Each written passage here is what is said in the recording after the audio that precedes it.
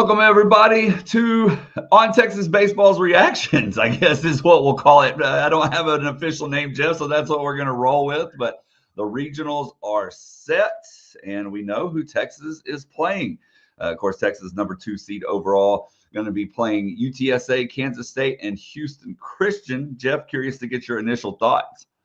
It's interesting that, two of your midweek opponents from this year are in your regional. We saw that back in 22, and Texas played a double midweek against Air Force. An Air Force team, by the way, that had an All-American catcher, pitcher, two-way guy by the name of Paul Skeens. So thankfully, Texas ain't seeing Paul Skeens in this regional. But, Houston Christian played really well, won the Southland. UTSA was a 40-win team. We saw them, they beat Texas earlier this year. So, and we know what Coach Hallmark and that group are all about. And then K-State was one of the last four teams in. Not a great year for Big 12 baseball, but Pete Hughes, Texas fans should know Pete Hughes from his time at Oklahoma, is obviously his time at K-State in the Big 12. D. Kennedy, who was a part of the team the last couple of years, is up there on that K-State team and having a pretty good year. So a lot of familiarity, Blake. It's really rare that you get this much familiarity with the regional. It can kind of be a crapshoot, but it's going to be fun, man. I think the guys like Rylan Galvan and some of the older guys that haven't had a chance to experience postseason baseball at the dish. Even a guy like Kimball Schuster was like, well, I was on the team in 22, but wasn't really like a part of it. So I think this team's pumped to have postseason baseball at the dish. I know I am, after not going to Miami a couple of years ago and then having to go to College Station for the regional last year. But man, I'm pumped, Blake, and I think a lot of familiarity. Hopefully some of those UTSA fans come up here. The Houston Christian fans will be excited. So should be fun, man. Should be a lot of fun. Definitely so. And I was thinking that too, Jeff. I mean, as you said, they've played two. Granted, they were midweek games, so they didn't see the starting rotation or the Friday, Saturday, Sunday starters. So it's going to be interesting to see how all that works out. But yeah, I think it's a good draw for Texas overall. It could have been a little bit easier. Don't get me wrong. There was a few teams that, in my opinion, which we can get into in a little bit, really lucked out. But overall, I'd say it's fair for sure. Yeah, I mean, you figure whichever one of those Texas schools from a one-bid league emerged from conference tournaments was probably going to be the 4 seed here. And, every projection I saw, whether it was D1 baseball, Baseball America, everybody and their brother pretty much had UTSA coming here to be the 2. So I think especially once we saw the 16 regional hosts announced last night and UTSA didn't get a regional, which I don't think that surprised anybody. To me, Blake, that solidified it that, UTSA is probably coming up 35 to be the 2 here. So I do think, though, it's interesting when you talk about how Texas is going to handle it. Because like you said, the pitching that Houston Christian and UTSA saw in those midweeks is not going to be what they see on Friday or Saturday. Schloss mentioned, because he was asked, and it's a really good question, when you're the 1, how do you handle your pitching staff when you're facing the 4? And Schloss said it really depends, because he went back to 2014 when he was at TCU, and they played Siena was the 4, and Siena ended up having a high draft pick on that team. Like I said, we've seen some years where maybe that 4 might have one really good dominant arm, and you might see that arm, so maybe you need to go ahead and throw your ace. Coaches have different ways they go about it, but Schloss did say, hey, look, Ruger Riojas and Luke Harrison, in terms of their guys that can start, have been the most consistent start to finish starting type guys they've had all year. So in some way, shape, or form, I think you'll see Riojas and Harrison this weekend. In what order they go, I don't know. What I'm intrigued by, Blake, is if the Schloss just go back to the well and say, hey, Ethan Walker was so good against Tennessee, let's try it. And if it don't work out, then you can have Max Grubbs or, Grayson Saunier, somebody ready to come in for him. So a lot of different ways Schloss and Max Winger can handle the pitching staff. And of course, Jeff, for those that are watching, they should easily be able to tell that you're down there. You were there with the team when it was all announced, and so which means that you got to hear Schloss and a couple of the players talk. Congratulations to our team and program and fans and staff. I don't ever take this day lightly to host a regional, to be even in a regional. You can't get to Omaha unless you are in a regional. So this is like Christmas Day to me, when you get to see that you're in, playing at home. I feel like we got a super competitive draw. 3 teams that 2 of the teams we've played this year on our field, and certainly Kansas State, who's been a conference member until this past year. So 3 teams that are going to be super familiar with Dish Falk, and that'll make it, and they're good. That'll make it a really competitive series. So looking forward. Hopefully, have good weather and need our fans to come out. Provide a great atmosphere like they have all year long. So you heard him. I mean, competitive draw. And Jeff, yeah, I tweeted this out before we started, but looking at the RPI rankings, Texas, of course, 4, UTSA 25, Kansas State 37, and then Houston Christian 91. So, I mean, to his point, it is competitive. But again, like I said, I could have been a lot worse, but of course it could have been a little better too. Yeah, because you can look through and see, like Little Rock coming out of the OVC, right, going to Fayetteville. I would imagine they might be top 300 in the RPI or whatever. Like, I imagine they're probably at the bottom towards RPI, just because they ended up winning their conference tournament as an 8 seed. But like we said, Houston Christians played really well down the stretch, and K-State coming out of the Big 12 kind of know what they're about, and then we know UTSA. So, man, 4 top 100 RPI teams, 2 of them in the top 40. Yeah, that's a pretty solid regional. But I think, Blake, you look at how well Texas has defended home turf this year. I feel like they'll be ready. And the good news was nobody liked it was disappointing to see the early exit in Hoover. But hey, we talked about it on Bases Loaded. You get to get home early, get off your feet, take it easy over the weekend, and then boom, get back to work this week, getting ready for the regional. So hopefully that rest really benefits them more than what they would. As we see now, there was really no benefit to be had from whatever they would have done in Hoover. And to your point, Jeff, 26-5 is the Longhorns record at home. And Carson Smith says Texas versus Houston Christian at 2 p.m. Central on Friday. We've had a lot of people ask about tickets as well. And I think, and hopefully I have this correct, that someone on Coffee and Football this morning, I think it was Kyle, said that they go on sale on Thursday. So you got like a 24-hour period to get those tickets before the first game. But going to be a good weekend in Austin, no doubt about it. Or at least hopefully it's going to be a good weekend in Austin for sure. So I want to ask you, I mean, I'll say this, Blake, in my time covering the baseball program. So I've done regionals at home in I've done home regionals for 21 and 22. So far I'm undefeated in the regional at Dish Flow. So I'll be out there this weekend, so hopefully that's some good juju rub off on the Longhorns. There you go, undefeated while you're in attendance anyway. Well, you also heard Kimball Schuessler talk, so I'm going to go ahead and play that clip as well, Jeff. We went up and played at K-State, and last year we went to Kansas State, so we're definitely familiar. It's kind of cool we get to play them again, coming from the Big 12, and I know we played UTSA and Houston Christian, so yeah, just being familiar with those teams, seeing them before, I think it'll be fun to us out. Speaking of 22, that was the last time UT hosted a regional. Yes, so sir. How excited are you to be able to do that? Yeah, it's definitely cool. I was on the team in 22 with a couple guys. Didn't have that big of a role, but now some of the younger guys that were on that team now have a big role on the team, so it's kind of cool to see that. We've asked different versions of this question earlier, but ultimately, what has allowed this team to be so special and be able to find ways to win at the same time? Yeah, I think it's just our opening day mentality. We treat every day like it's opening day, and you never know when it's going to be your last game to play, so you might as well go out there every day like it's opening day, like you're playing wiffle ball in the backyard, and just let it fly. And I think that's what's helped us be successful throughout the season. There you go. And Todd Lacey says Max Ballou gets the motor running this weekend, which is actually kind of what I was going to ask you. Who, in your opinion, Jeff, do we need to see a big weekend from for Texas to move on? Couple guys. I'd like to see Jalen Flores get it going. Didn't hit very well in conference play, so I'd like to see Flo get it going.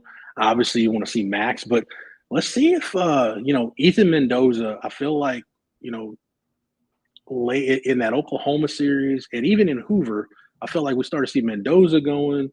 Casey Borba, we're starting to see a little bit of consistency there. Adrian Rodriguez has been so good with the bat, which, I think the three of us, being you, myself, and CJ, we talked about A-Rod before the season started, and, we were expecting a good year. Even fighting through the injury and doing what he did, it surpassed my expectations, his performance. So as much as we want to see some of these guys get it going, Blake, I think it's just as important to see some of these guys keep it going and be able to count on, because when everything's clicking 1 through 9, this can be a really good salty lineup. It's just, and obviously getting Jonah Williams back, dealing with the hammy that's had him hampered for the last few weeks.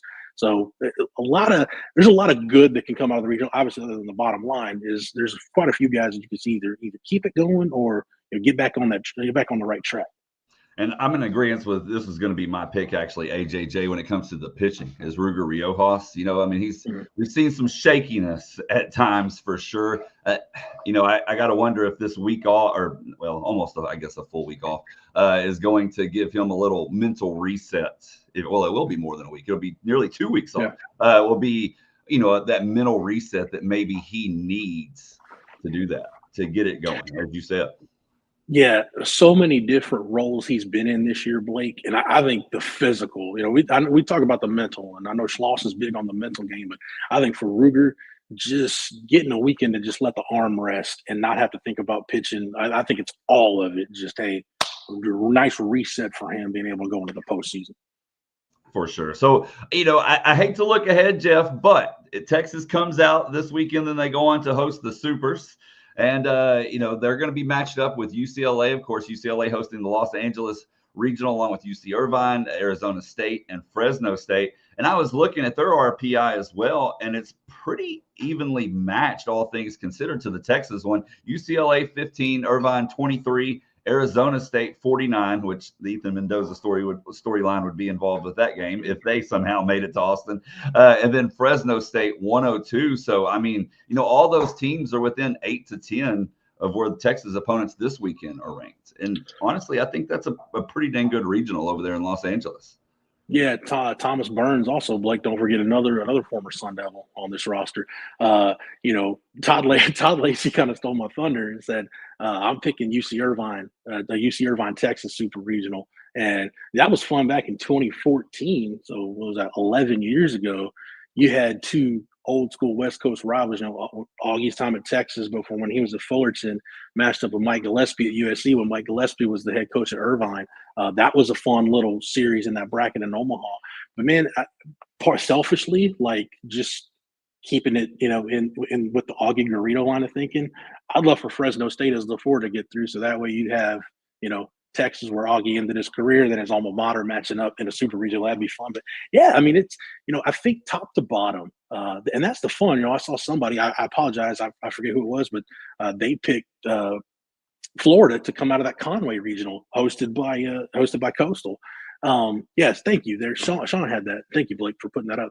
I think that's the beauty of this NCAA tournament is, there's such a good balance right now in college baseball.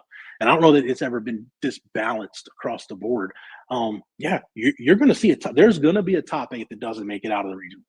There's going to be a few top 16s that don't make it out of the regional. You're going to inevitably have, a 2 from one and a 3 from another end up playing each other for a super. And I think this year you've got the chance of that happening a lot more than what you would think on a normal year. So, man, it's going to be a fun NCAA tournament. Like you said, you can look at those regionals. I mean, hey, I'm sure there are going to be some people out there that might look at the Austin regional and say, hey, why can't UTSA get out of that regional?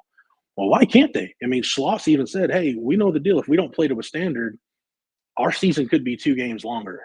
And they don't want that. So Texas knows they've got 3 really good teams coming in here. I hope the other top 8 to the top 6 teams know that, because there's some really, really good 2s and 3s, especially when you consider, like, hey, does anybody want to see, Kentucky as a 3 or Alabama as a 2? Georgia Tech's in I forget the bracket right now. Georgia Tech's in somebody's regional. It might be that Conway regional as a 2. So yeah, it's a lot of really, really good regionals, Blake. Yeah, and that's actually what I wanted to get into in a second. And Sean, thank you for your super chat. I'm in agreement with Sean there. Florida will win the Conway Regional, just as you said, Jeff. And that is a tough one. I mean, you got Coastal Carolina obviously being the top seed there, and then Eastern Carolina as well. And so, I mean, how many times have we seen them make some noise? So very tough there. But I think I said it about 3 or 4 weeks ago on Bases Loaded. Florida is getting hot at the right time. Watch out for them. And then it wasn't a week or so later, of course, they take the series from Texas. But that was a team that just struggled at the beginning and then found a way to really start getting things going, getting the ball rolling, clicking on, firing on all cylinders. So yeah, Florida is, in my opinion, probably the toughest number 2 in any regional. And I mean, if you really look at their body of work, they were only a couple of wins away from maybe being a top 16. Yeah, even with losing Heyman, which hurts. That hurts a lot. Yeah. It hurts their lineup. Pitching wise, I'll put it this way. I wouldn't want to see Florida in a super because having to beat them best 2 out of 3, especially knowing that if they get it to the 3rd game, that they can run Aiden King out there, man, I got the heebie-jeebies thinking about it, man. I would not want to see Florida in a super. And that's a really good regional too. Like, we saw Fairfield here a couple years ago. They were in a regional here in Austin. East Carolina, that was such a fun super out in Greenville back in 22. The jungle out there was rocking. But, Cliff Godwin in East Carolina, Blake, they've kind of got the label right now of best program that's never made it to Omaha. So they're always on a mission. Like you said, Florida's played really well. So, yeah, man, it's, don't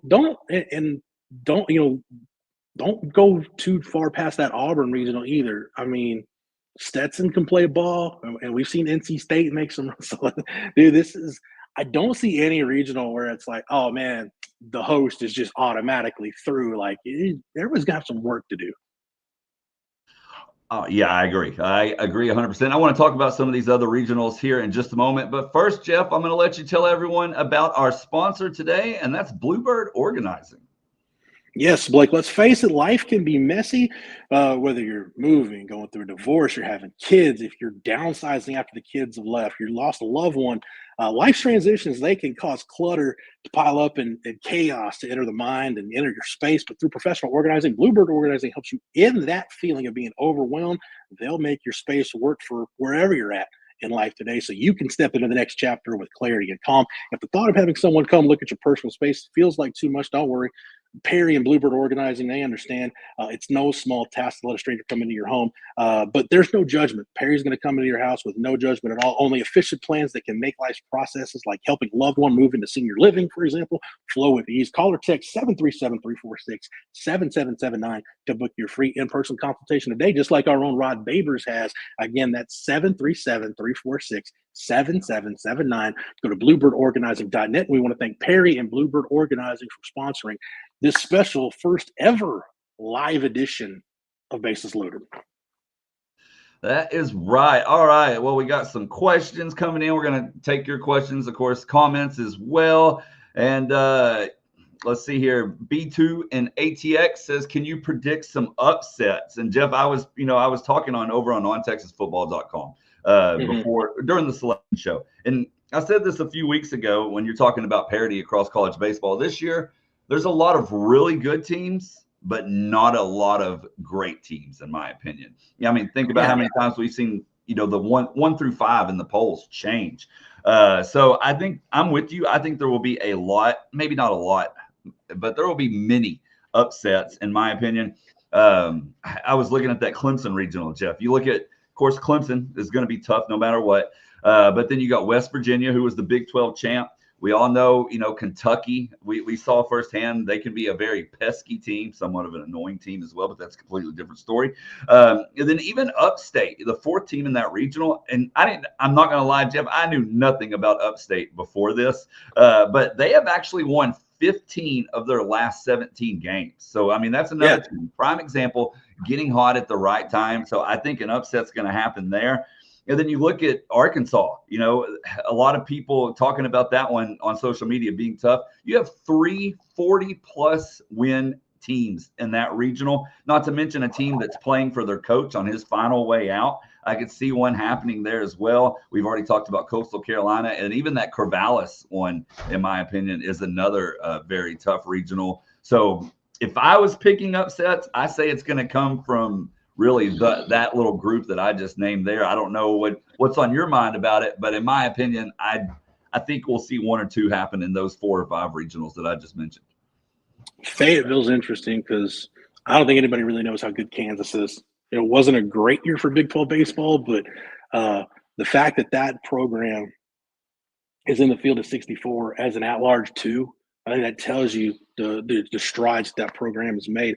I was thinking Fayetteville. I don't know if they'll come out of it, but just as a college baseball fan, I just love seeing Creighton in a field of 64. So the chance of, hey, can you get through it, and can Cinderella get to play in their home park for Omaha, which they do play at TD Ameritrade, so that would be fun. Auburn is kind of interesting just because, like I said, NC State and Stetson, both those teams can play a little bit. Man, I thought North Carolina got the raw deal. I felt like they should have been a top 4. 4 or 5 doesn't matter at the end of the day. But man, again, you talk about in a regional format, man, if you got to see the Witherspoon brothers and how Skip Johnson manages that, like, do you switch it up and make sure, hey, we want Kyson going against North Carolina? Man, we saw it in that game in Norman. Man, if he gets on a run, you can be in a world of hurt. Look up in the 7th inning, like, man, we're down 1-0. Like, we got to get it together here pretty quick. And then Nebraska's playing really well towards the end of the year too. So Chapel Hill is one that sticks out to me. You can look at Clemson, like you said, with USC Upstate, which the only thing I know about USC Upstate is shout out to my man, J.C. Sherbert. I know he's a USC Upstate alum. That's the only thing I know about USC Upstate. So props to J.C. and his alma mater. West Virginia, Kentucky getting in, Blake. They were another one of those last kind of 4, 6, 8 teams to get in as an at-large. Not really worried about LSU, even though we all know DBU is pretty good. The Athens regional, Oklahoma State, that's one, Josh Holliday can coach some postseason baseball. So them getting into Athens with Georgia as the 1, Binghamton, the Fighting Tony Kornheisers as the 4, with Duke, perennially Duke, the one thing you can bank on with Duke, it feels like they're going to pitch really well. So Duke, and then Oklahoma State as the 3, they can catch fire. Oxford is really, really tough, man, just because Georgia Tech is the 2. Georgia Tech probably should be hosting. I mean, I feel like if you're in a power league and you win the regular season championship, you should be hosting. So I feel like Ole Miss has some work to do. And then, man, just because, I said the same thing for Corvallis too. Oregon State's hosting, but TCU could very well be hosting a regional too. So I think they're a pretty dangerous too. Don't skip out on Tallahassee. You might look at it and say, okay, Northeastern is the 2, like Florida State's got an easy path.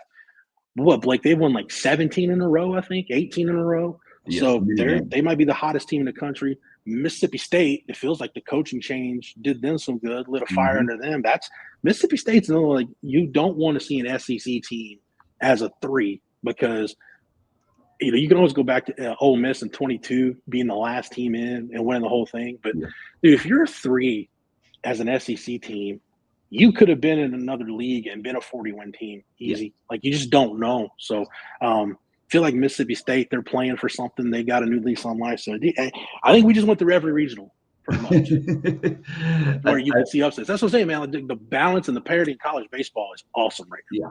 Oh, without a doubt. And even that Vandy one, they're number 1, but they got Louisville, and Louisville ended up being a pretty dang good team. As Texas fans should know that they weren't bad. Going through the years, it kept going on. You kept seeing Louisville had a high RPI, and people are like, why is Louisville having a high RPI? I'm like, you forget, like, they beat Texas on a neutral field. That's one of the best wins anybody has this year, period, is beating Texas on a neutral field.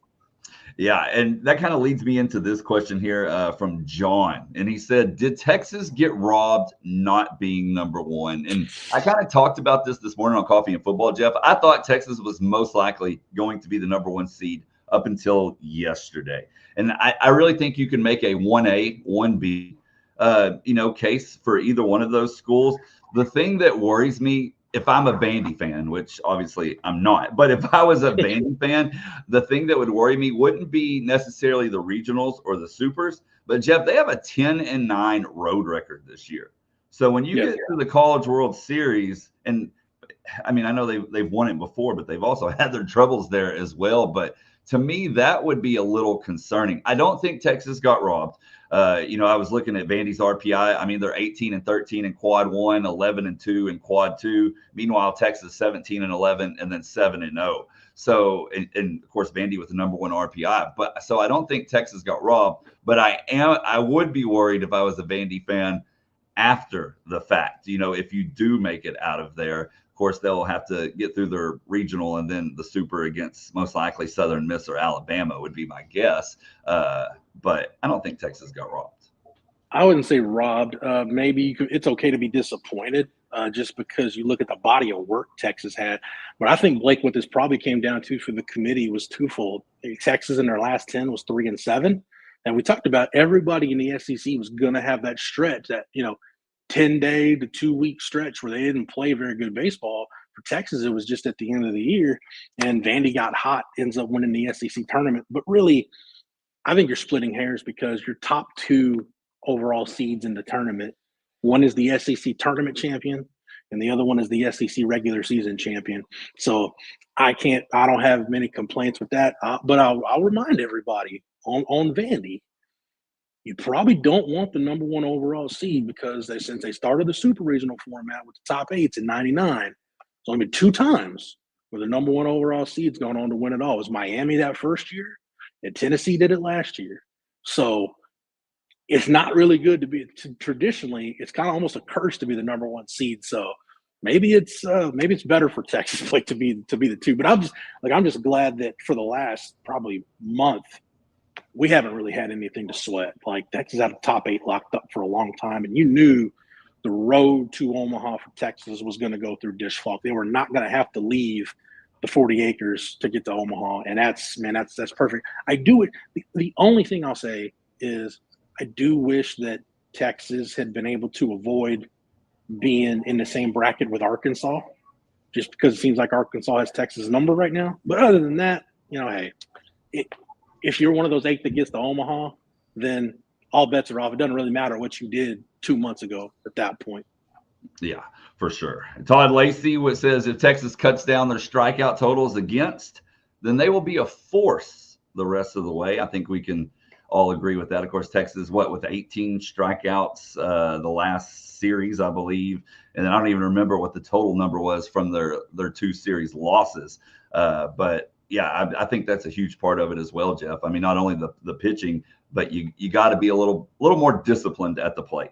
Yeah, I think and CJ can correct me if I'm wrong, but I believe it was in the last 10 games, including Tennessee, I think it was 128 strikeouts. Yeah. To 62 hits. So it's you're almost 2-to-1 strikeouts to hits. I know Schloss and Tulo, they've talked a lot about, one of their big deals is, hey, eliminate the fear of the strikeout. Don't worry about striking out like it happens. That's totally understandable, but I don't think Schloss and Tulo are very happy with double-digit strikeouts for, I think, 7 of the last 10. They've had 10 or more strikeouts in a game. The strikeouts are going to happen, Blake. What you've got to really do is you got the walks have to be there. Yeah. And especially the guys in this lineup, like a Mendoza or Rodriguez, Ballou, the guys that can run, that can put pressure on an opponent with the running game, those are the guys that you really need. Hey, it's cool. Eliminate the fear of the strikeout. But you guys got to make sure you're getting on base too. Yeah. And then Dash Riprock says, UTSA seems to have our number. It won't be easy. And, of course, we talked about this at the opening. So, Dash, you may have missed it. But, that is true in a sense. However, they haven't seen the normal pitching that they will see going into this weekend, in my opinion. If I was Schloss, I would probably, because I feel like the 1-4 tournament opener, I think that would be a really good time to get Ruger back on track. And then whether it's UTSA or K-State, you can go to Harrison on Saturday, and then you're in the winner's bracket on Sunday. And at that point, you want to go with Ethan Walker as an opener, you want to go to Grubbs, whatever you want to do at that point, just feel free. Then to your point earlier, Jeff, CJP15, Florida is incredibly dangerous. Can't overlook any of these top half SEC teams. You could legitimately tell me 7 to 8 different SEC teams will win the title, and I wouldn't argue with you at all. And I hadn't thought about it to that point about 7 or 8, but yeah, I wouldn't argue either. I can tell you one SEC team that won't. I can guarantee you won't win it, though. I don't think Texas A&M is going to get to Omaha and win it, Blake. That's just I know I'm going out on a limb there, but I don't think the Aggies are going to get it done. Speaking of, it's going to be interesting now that they know for sure they didn't make it. Up until last Tuesday or this past Tuesday, Jeff, I had heard that Early's staying.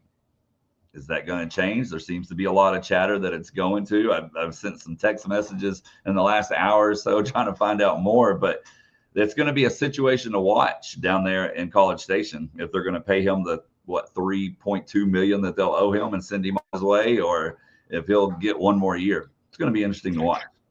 Yeah, I would say it's a good thing that they're getting a head start on the portal, because they're going to lose Jason Laviolette. They're going to lose some guys. And I'm sure anytime you have a year like that, you're going to have some guys probably transfer out. So managing the portal is going to be huge for them. Blake, you can speak to this. Everything I've heard about the high school recruiting is that Texas and Schloss, Tulo, Nolan Kane, and the whole staff, they pretty much running laps around the Aggies with the high school recruiting. So yeah, managing the portal is going to be really big for them, clearly. Yeah, without a doubt. And talking about that, let me give you this stat that will make Texas fans happy. A&M that hasn't had a single baseball player commit that Texas truly wanted. And that's not like, just talking it up like, oh, we didn't want that guy. Legitimately wanted. Texas A&M has not won a head-to-head battle since Slough came. That's wild, man. Hey, Blake, real quick, can I get to yeah, go ahead. B2 and ATX says Austin weather should be a bit cooler than normal this weekend, low to mid 80s. B2, I tell you what, on my drive in, it started to rain, which is why I was a little late getting here, because if it, a one raindrop in the city loses their minds, but that's another story. But I'm on the way in, it's raining as I'm coming up, to Ben White, coming up from the south. It is nice to see Blake at, 10:50 a.m., a nice rain-cooled 68 on the car thermostat. Can't argue with that, man. Can't argue with that at all. Man. I'm going to try to bring it up here. It says Friday will be a bit rainy, a high of 82, low of 70. Saturday, partly cloudy, 84, 70. And Sunday, 86 and a low of 71. So not bad. Which then, hey, if Texas gets through it, and the super regional, it's going to be like you'll be able to fry an egg on home plate. So that's the trade-off, right? Yeah, 80 to about 105 the following weekend. And man, Dishwalk is like, it's either the hottest place or the coldest place in Austin. Like if it's 110 heat index in the city, it's going to be like 150 at the Dish. Likewise, when that wind chill is like, oh man, it's 28 in the city, dude, it'd be like negative 14 on the pitcher's mound. So I don't know what it is, but oh man. All right, our next one here, talking about going back to recruiting for a minute. UT10 Rocks 2005, thoughts on the Texas recruiting class, how many make it to campus? As Jeff said, they're running laps. Honestly, it's Texas and LSU is 1A, 1B, and then way, way, way down the list is everybody else. I mean, both of those schools are just making it look so incredibly easy. It's unreal. Not only, going into the next year or two, I think they're set. I've said it a couple times, including last week on Bases Loaded. High school recruiting is pretty much done for the 2026 class. Where you really need to start paying attention now, UT10 Rocks, is the portal, which is going to open, let's see, June 2nd. That's going to be about a week from tomorrow, I think, or no, a week from today. And that'll no, maybe it's a week from tomorrow. My wife just corrected me, and that'll run through July 1st. But Texas will be very active in the portal, which is probably going to bring on some questions about who Texas may lose or how many. A lot of that is going to depend on the House settlement. So we don't really have an answer there. As far as how many make it to campus, a lot of times, Jeff, you get these high-profile guys, and people are like, oh, why even bother? He's gone to the draft. Well, number one, we've seen NIL change a lot of things. But number two, I've spoken to a couple of sources, and they feel really good about Texas retaining some of these top guys that normally you wouldn't expect to make it to the 40 acres. So great there for the Longhorns. Obviously anything can happen, but we'll see. Has Colton No, he has not. He has not. But I think Texas fans will be happy with recruiting, not only in the 2026 class, but going forward as well. So I'll say this too, as we wrap it up and get out of here. College baseball now, with the restructuring of minor league baseball post-COVID, I feel like, especially like you look at somebody like Will Gasparino, right, whose dad is an executive with the Dodgers. Will could have been drafted, a top 50-ish, top 100 type guy, but he and his family viewed college baseball as the correct developmental track for him. Same thing with Jason Flores. Jason Flores could have been a top 4 or 5 round guy last year, but he and his family value the development you're going to get in the college game. So I just feel like college baseball is doing a better job maybe than they ever have across the board of having really good coaching, being able to develop guys. So a lot of guys are taking that track because, obviously, you'd like to be Paul Skeens and get drafted, and a couple months later you're in the majors, but we know Skeens is kind of a one-of-one. He's an outlier, but going to college, you put yourself seemingly now on a better track, a faster track to get to the big leagues than you would if you're a high school draft pick.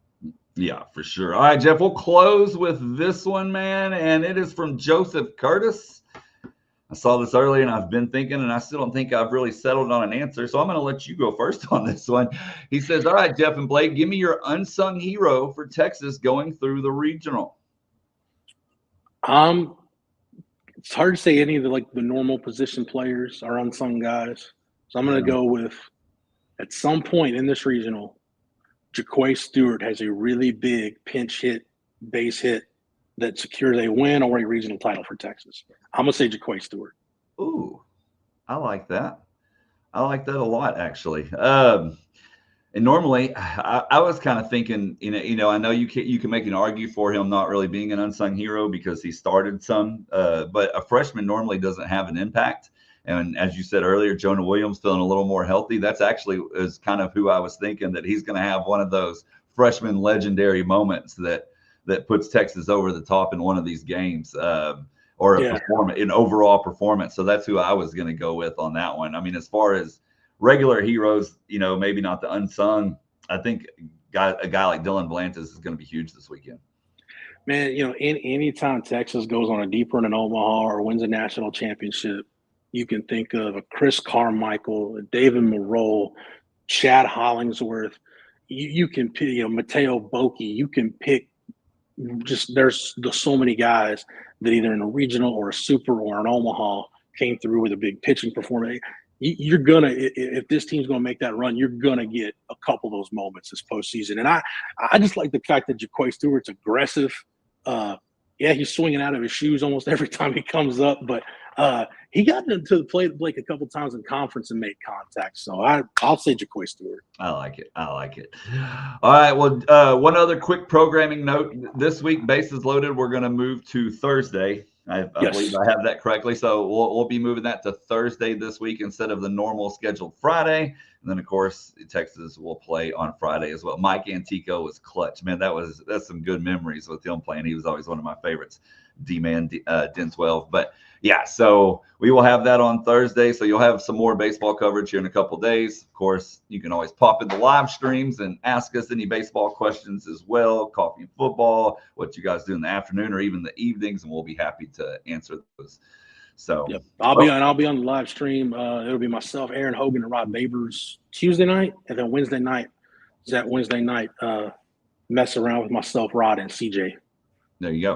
There you go. So ask away, and then you can always drop your questions over on ontexasfootball.com. We'll be glad to answer them there. Heck, we may even save a couple for Bases Loaded this week as well. If you're not a member of ontexasfootball.com, then become one very easily, and I'm going to save you a little money. If you'll use promo code OTFOG when you sign up, then you can lock in a full year for $49.95.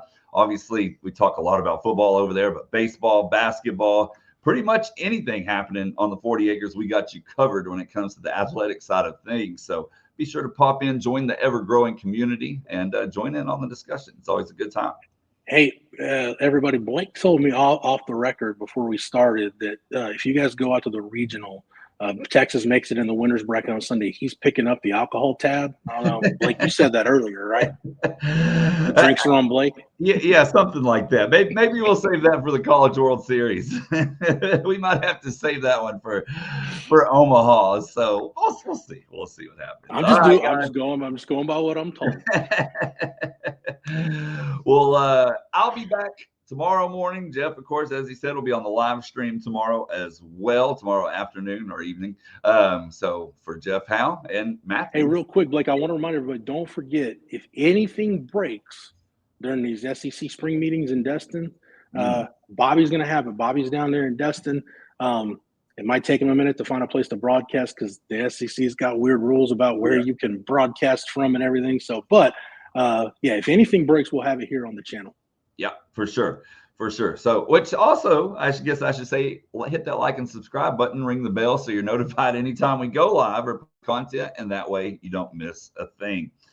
All right. Well, we, as I said, we'll be back tomorrow morning with Coffee and Football. Of course, we'll have stuff later today right here on Texas Football as well. So for Jeff Howe and Matthew, who's behind the scenes, I'm Blake Monroe, and we'll see you next time.